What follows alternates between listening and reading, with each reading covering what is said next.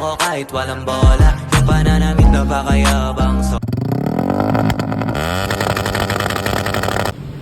Uy!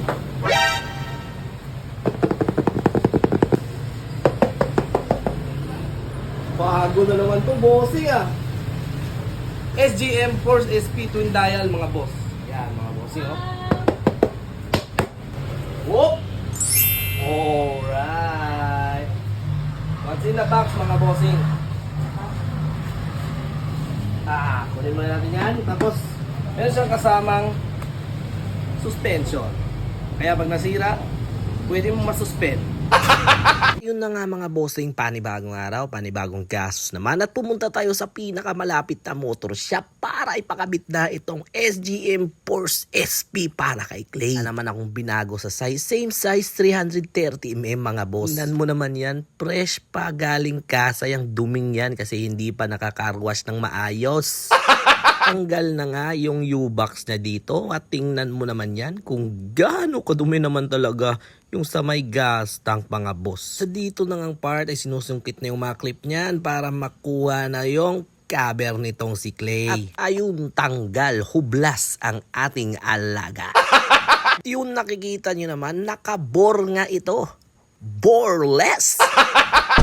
Bago nga natin makabit ay kailangan muna tanggalin itong ating gas tank mga boss, o diba? Isang piyesa pa lang yan, boreless agad. Paano pa kaya pag madami pa ang ikinabit? Isang tordilyo lang naman ang kailangan nating tanggalin dyan. Yan yung nut mismo dyan sa rear shock. Pero mukhang magtatabas pa nga tayo kasi yung may itaas na part ng rear shock natin ay kakabit ay medyo may kalakihan mga boss. Nusungkit na nga para matanggal na yung shock kasi hindi pa talaga yan napalitan sa previous na owner ng ating motor. After nating matanggal ay ayun na nga, sinukat na natin itong ating POMX SGM Force SP. Ay mali pa yata yan.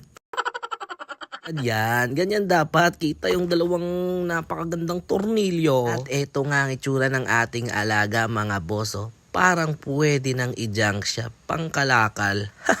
So ayun nga mga boss, hindi talaga magkasya. At tama nga ang hinala natin na tatabasan niya naman ang cover sa itaas. Kaya nagtawag na din tayo ng mangtatabas. Tinatabasan niya ngayon yung sa may bandang ibabaw. Kasi doon lang naman bumabangga mga bossing. Sinusukat pa nga kung gaano parami ang kailangan tabasin mga boss. Yan ang nagawang tabas mga boss. Napapansin nyo, bumabangga pa nga ito ng konti. Kaya kailangan pa itong bawas-bawasan. At eto na mga bossing, nung nakabit na, tingnan mo kung gaano kapogi yan. Siyempre babalik na ang mga kaha niyan. At eto na ang tintigan niya ngayon.